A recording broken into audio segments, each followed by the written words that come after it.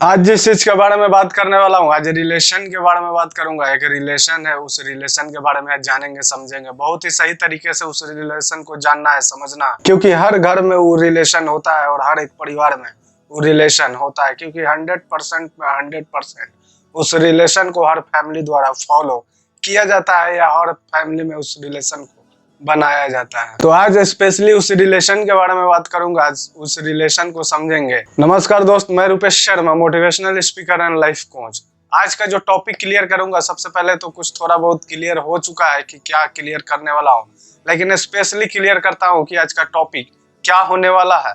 तो आज का टॉपिक स्पेशली ऐसा हो सकता है कि दोस्त की अगर एक फैमिली में सास बहू होती है तो दोनों में लड़ाई क्यों होता है और इसका रीजन क्या है, मोस्ट इंपॉर्टेंट आज उस चीज को समझना है। क्योंकि दोस्त अगर ऐसे समझो तो लगभग 90% फैमिली में सास बहू के बीच में लड़ाई होता है, खिटपिट झगड़ा होता है। ऐसा कोई फैमिली नहीं है, 90% फैमिली ऐसा है जो लड़ाई होते रहता है दोनों के बीच। और ऐसे समझ सकते हो कि पता नहीं चलता और समझ में भी नहीं आता है कि कितने साल के वो लोग दुश्मन होते हैं।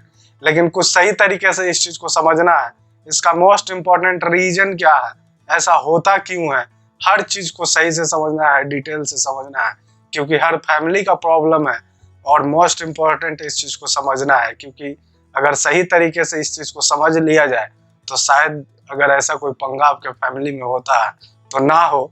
तो इसलिए इस चीज को आज सही तरीके से समझना दोस्त, स्टेप बाय स्टेप हर चीज को सही तरीके से समझना। ऐसा नहीं है कि स्पेशली किसी सास बहू के लिए ही है, अगर फैमिली मेंबर हो तो भी आप इस चीज को जान समझ सकते हो। क्योंकि मोस्ट इंपॉर्टेंट है, अगर आपके फैमिली में ऐसा कोई प्रॉब्लम होता है तो अगर आपको इन सब चीजों के बारे में आइडिया है, पता है, जानते हो, समझते हो, तो आप प्रॉब्लम को सॉल्व कर सकते हो। सबसे पहले इस रिलेशन को क्लियर करने से और समझने से पहले कुछ चीज क्लियर करता हूँ। उस चीज को सही तरीके से जानना और समझना मोस्ट इंपॉर्टेंट है। अगर सही तरीके से ऐसे समझो कि एक जो लड़की होती है, एक जो बहू होती है, सास में और माँ में कोई अंतर नहीं होता है। सबसे पहले तो इस चीज को समझना बहुत ही जरूरी है। एक सास में और एक माँ में कोई अंतर नहीं होता है। दोनों का सिचुएशन अलग है लेकिन कंडीशन सेम है। आपका अलग अलग सिचुएशन में दोनों माँ है लेकिन कंडीशन तो सेम ही है ना। इस चीज को सही तरीके से जान लेना, समझ लेना मोस्ट इंपॉर्टेंट है। और इन दोनों के बीच में लड़ाई का कारण बस एक ही चीज होता है। अगर सही तरीके से समझो तो सास और बहू में लड़ाई का बस एक ही रीजन होता है, जी का फर्क होता है। बस इतना ही समझ लो दोस्त कि एक जी के फर्क के कारण पूरा का पूरा रिलेशन में हमेशा हमेशा लड़ाई चलते रहता है। अब आप सोचते हुए कि जी का प्रॉब्लम कैसे हो सकता है, तो दोस्त थोड़ा सही तरीके से इस चीज को समझना कि कैसे जी का प्रॉब्लम होता है। हमेशा इस चीज को समझना बहुत ही जरूरी है। क्योंकि एक छोटा सा जी एक अच्छे खासे रिलेशन को पूरा के पूरा लाइफ के लिए बर्बाद कर देता है। अगर कोई लड़की चाहे तो वो अपने सास को माँ बोल सकती है, लेकिन हमेशा 90% फैमिली में वो लड़की माँ को माँ जी बोलती है, जो सबसे ज्यादा पंगा हो जाता है। बड़ा सिंपल सा बात है दोस्त कि इस चीज को समझना कि जी का मतलब होता है कि अगर आप किसी को जी बोलते हो तो रिस्पेक्ट से जी बोला जाता है।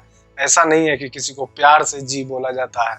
तो जहां भी रिस्पेक्ट आ जाता है, या तो उसके डर से आप इज्जत करते हो और नहीं तो वैसा नीड है और वैसा कंडीशन है, तब आप जी बोलते हो। इसी कंडीशन में जी बोला जाता है, नहीं तो कोई किसी को जी नहीं बोलता है।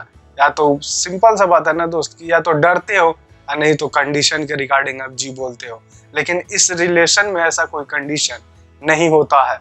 अगर माँ को माँ बोला जाए तो ज्यादा इम्पोर्टेंट होता है, और जब दिल से माँ बोला जाता है तो उस चीज में प्यार होता है और सामने वाले को समझ में आता है सही तरीके से कि सामने वाले के लिए मेरा कितना रिस्पेक्ट है और सामने वाला मेरा कितना सही तरीके से इज्जत करता है। और थोड़ा सा अब इस चीज को समझ लेते हैं कि जो सास होती है वो हमेशा बहू से लड़ाई क्यों होता है। तो 90% ऐसे समझ सकते हो कि हर घर में अगर कोई लड़की शादी करके आ जाती है तो 90% सास ऐसी होती है जिनको लगता है कि बहू बेटी नहीं, लाकर एक नौकर को लेकर आए हैं। अब पूरा का पूरा समझ लो कि हर चीज का रिस्पॉन्सिबिलिटी उसके सर पे होता है, चाहे घर का काम हो या कुछ भी हो, एनीथिंग मोर देन बहुत सारा कंडीशन और सिचुएशन होता है। तो मैं थोड़ा सा इस चीज को क्लियर करना चाहता हूँ। अगर आपकी बेटी बेटी हो सकती है तो दूसरी की भी बेटी बेटी ही होती है, क्योंकि बहू लाने का मतलब नौकरानी लाना नहीं, एक बेटी को लाना होता है। तो बड़ा सिंपल सा बात है, अगर आप इन सब चीजों को सही तरीके से समझ लो, बस इसी चीज को समझना है। अगर आप इन सब चीजों को सही तरीके से समझ लो तो शायद आपके फैमिली में ऐसा कुछ नहीं हो।